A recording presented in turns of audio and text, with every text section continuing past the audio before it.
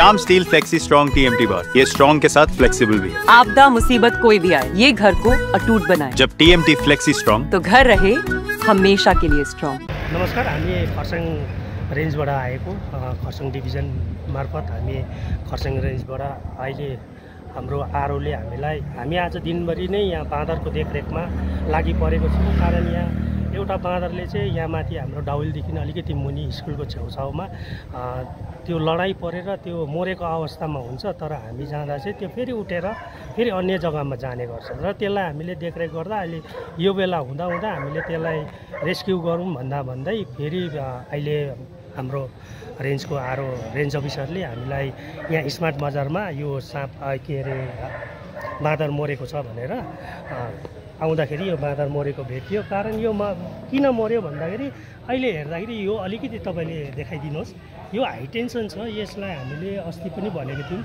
सम्बन्धित विभागले अलिकति यसलाई देखरेख गरिदियो भने कभर गरेर यसलाई अलिकति फेन्सिङ जस्तो गरिदियो भने चाहिँ बाँदरहरू धेरै बाँच्नु सक्छ।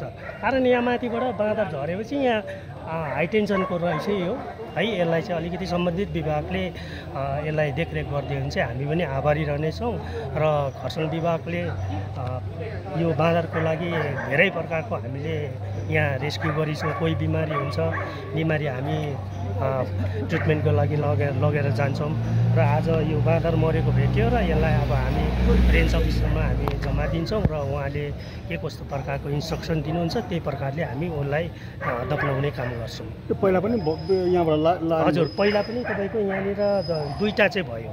एउटा यही हाई टेन्सनले अलिकति इन्जुरी अवस्थामा थियो, तल मरेको भेट्यो। त्यहाँबाट फेरि अस्ति एउटा यहाँ, आज फेरि यहाँनिर एउटा भेट्यो। जम्मा तिनवटा चाहिँ हामीले यहाँ वरिपरिकोले नि यो अब हाम्रो विभाग होइन यो होइन। अब यो त यो हाई टेन्सन अब यो त इलेक्ट्रिक डिपार्टमेन्टले हेर्ने गर्छ। र हजुर, लगातार यस्तो भएमा अब त्यो पनि अलिकति विचार गरिदियो भने चाहिँ सम्बन्धित विभागले हामी आभारी रहनेछौँ। ये स्टाइल का मामला है। रूपा फ्रंटलाइन।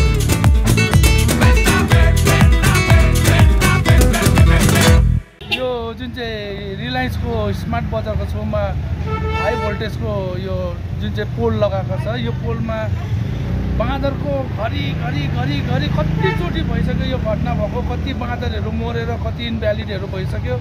र पनि योभन्दा अगाडि नै त्यो बाँदरको घटना हुँदा मैले फेसबुकमा फोटोसहित लेखेर पनि हालेको। दुईचोटि तिनचोटि चाहिँ मैले नै फेसबुकमा हालिसकेँ र कसैले पनि कुनै इनिसिएटिभ लिँदैन। न फरेस्टले केही इनिसिएटिभ लिन्छ, न म्युनिसिपालिटीले, न एडमिनिस्ट्रेसनले। यत्रो रेसिडेन्सियल एरियाको बिचमा यत्रो 1100 वाटको भनेर भन्दै थियो अघि यहाँ फ्युज लाउनु आउने भाइले। यत्रो हाई भोल्टेजको रेसिडेन्सियल एरियामा छ, यो एरियामा बाँदरको त्यत्तिकै झुन्ड आउँछ। एउटा न पिलरमा कुनै कभर छ बाँदरहरूको लागि। बाँदरले यस्तो घटना हुँदैछ, एनिमलहरू बाँदर मरिरहेको छ, कतिचोटि मरिसक्यो। एउटा कभर लगाइदिनु पर्ने, यो हाइड्रोले पनि भन्नुपर्ने कि रिलायन्सले गर्नुपर्ने हो, कसले गर्नुपर्ने, कसको जिम्मेवारी हो? यो चाहिँ तपाईँहरूले नै जिम्मेवारी जो व्यक्ति छ उसलाई नै कुनै पत्रचार हुन्छ कि या कुनै एक्सन हुन्छ कि त्यो लिएर एउटा एनिमलहरूलाई चाहिँ बचाउनु तपाईँहरूको पनि एउटा सहयोग चाहिएको छ। बाँदरको त यहाँनिर अड्डै छ, घरि पनि बिहान आउँछ, बदमासी गर्छ, बेलुकी जान्छ आउँछ, त्यत्तिकै छ। यो गाउँभरि खोर मौलो लगाइसक्यो बाँदरले। यहाँ अहिले एउटा हेर्नुहोस्, अहिले अघि भर्खर एउटा बाँदर तारमा यो हाई भोल्टेजमा लागेर त्यसको मृत्यु भयो। यहाँ मुनि उतार्नु परेर लडिरहेको छ। फरेस्टलाई त हामीले इन्फर्म गरेका छौँ, फरेस्टको आउँछु भनेर भनिरहेको छ। खै उनीहरूलाई पर्खेर बसेको, कति बेला आउने हो। उनीहरू आएन भने चाहिँ अब हामीले नै उठाएर गाड्ने व्यवस्था सोचिरहेको छ। अब कुरा चाहिँ यस्तो छ कि खासमा चाहिँ बाँदर चाहिँ अब बाँदरले उपद्रो त डेली नै गर्छ, सबैलाई थाहा भएकै कुरो हो होइन। तर हाम्रो एरिया जस्तो सिनेमा हल, पुरानो सिनेमा हल, त्यहाँ अहिले जहाँ स्मार्ट बजार बनाएको छ त्यहाँनिर एउटा बिजुलीको ठुलो एउटा त्यो स्मार्ट बजार चल्ने नै सायद त्यो बत्तीको उयो होला उनीहरूको, तर त्यो ओपन छ। तर हप्तामा 2-3टा बाँदर त लडिरहेको छ त्यो करेन्ट लागेर। आज भर्खर अहिले 2 घन्टा अगाडि पनि एउटा बाँदर मरेर आन्द्रा भुँडी जम्मै निक्लेर मुनि बसी नालीमा झरिरहेको छ। अनि यस्तो सधैँ त्यो बाँदर हुनु त त्यो बाँदरले मान्छेलाई अब बाँदरकोमा खानेकुरा छैन के छैन, बाँदर बजारमा पसेको सबैलाई नै थाहा छ होइन। अनि त्यो बाँदर सिधै आएर त्यो त्यतैतिर खेल्छ, स्मार्ट बजारको अगाडिको त्यो सब्जीको छिल्का छिल्की हजार कुरोको फ्याँकेको हुन्छ। त्यो अब बाँदरले देखेपछि त्यो बाँदर त त्यहाँ आउँछै आउँछ, त्यो बाँदरलाई खेदाउने कसको आँटै हुँदैन। अब त्यो बाँदरले त्यो खानेकुरोको लागि आउँदाखेरि त्यो हाइटेन्सनभित्र पस्दो रहेछ जहिले पनि। कोही बेला बिहानै त्यो बाँदर मर्छ। कोही हेऱ्यो भने बजारमा प्रत्येक बाँदरको हेर्नुहोस् तपाईँहरू आफै देख्नुहुन्छ, कसैको हात छैन के छैन। अहिले एउटा बाँदरको हात जस्तै काटेर सुकिरहेछ त्यो करेन्टले नै। आज त एउटाले टक्कै करेन्टले लागेर मरिरहेको छ त्यहाँनिर एउटा बाँदर। अब बाँदर मात्रै भनेर पनि त भएन, भोलिको दिनमा हेर्नुहोस् नेसनल हाइवेमा टाँसिएर चाहिँ बनाएको छ त्यहाँनिर त्यो बत्तीको त्यो हाइवेमा। यस्तो त बनाउने पर्मिसन त हुँदैन। अब भयो भने पनि यिनीहरूले अलिकति बारबेर बनाउनु पर्थ्यो, टिनहरू लगाएर अलिकति भए पनि सेफ्टी त बनाउनु पर्ने थियो। त्यहाँ हजारवटा गाडी जाम हुन्छ, हजारवटा नानीहरू, कतिवटा स्कुलको नानीहरू त्यहाँबाट गइरहेको हुन्छ। आज बाँदर मात्रै पस्दैछ, भोलिको दिन कसैको नानी गाडीले उछिटाएर त्यहाँ पुऱ्याइदियो भने त्यो नानी त गाडीले त हाने। अब बाँदरले त्यो बाँदर मरेको ठाउँमा त्यहाँ हाइटेन्सनमा पनि पुग्यो भने कतिवटा गाडी ब्रेक फेल भएर त्यहाँ पस्ला। तर अहिलेसम्म भगवान्को दयाले त्यस्तो त भएको छैन। तर भविष्य त सबले हेर्नु पऱ्यो नि त। अनि त्यो यत्रो ठुलो स्मार्ट बजार खरसाङमा खोलेको छ, त्यो बिजुलीको त्यत्रो पावर त्यहाँनिर अब त्यहाँ बसाउँदाखेरि चाहिँ अन्त कसैको पर्मिसनहरू हुन्छ कि हुँदैन, अब प्रश्न चाहिँ त्यहाँ छ अब होइन। अब त्यो फायर ब्रिगेडले पनि एनओसी दिनु पर्यो, अर्को कुरा म्युनिसिपालिटीले हेर्नु पर्यो, सबैले त हेर्छ। हजारजना मान्छे त्यो बाटो हिँडिरहेको छ र पनि कसैको आँखामा त्यो कुरो पसेको छैन।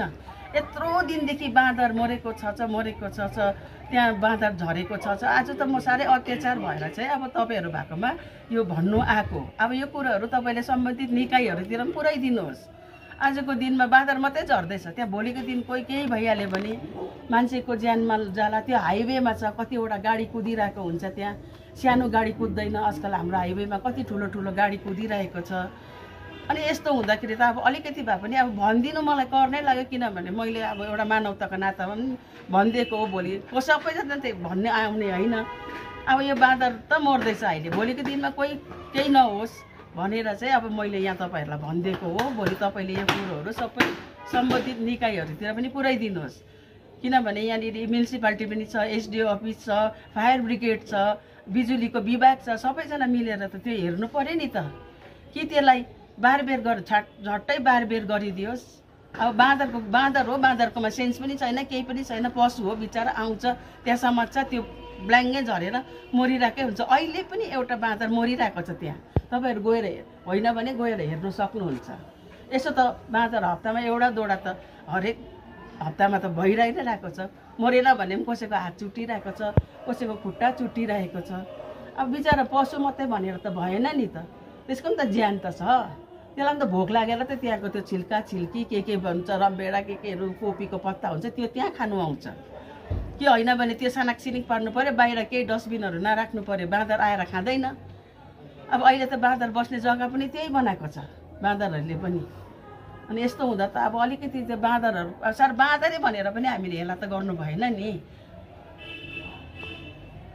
कति भइसक्यो नि, त्यो त अब रोजकै कुरा भनौँ न।